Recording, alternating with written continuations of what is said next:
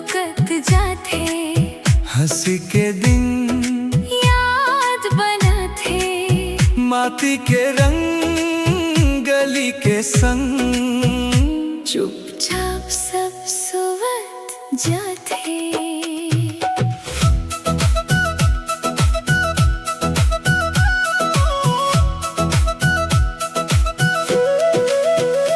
गेड़ी चढ़ के घूमत रहन गली गली हंसी, गिल्ली डंडा खेलत खेलत जीत के खिल गे मन खुशी।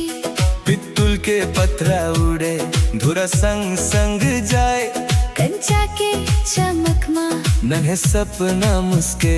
लट्टो घूमे माटी ऊपर गुनगुन गाथा गावे, खो खो दौड़त संग बरी हंसी गुंजतावे।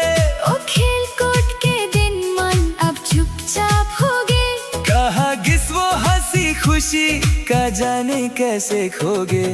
खेलती हर लुकत जाते, हंसी के दिन याद बनाते, माटी के खुशबू पुरखा के बात धीरे धीरे सब लुकत जाते।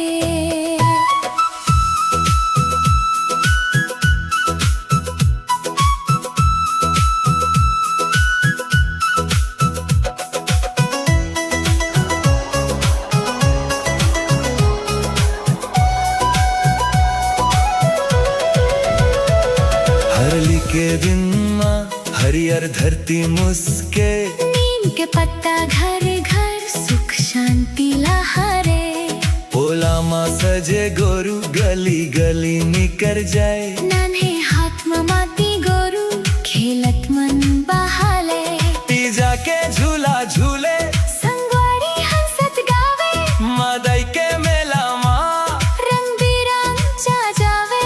बस्तर के रात चलत ढोल नगाड़ा बजे, ओ तिहार के रंग मन अब धीरे धीरे सजे।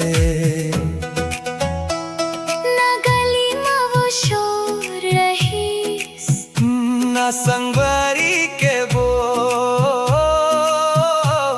बस याद में बस के सब जैसे सपना के दो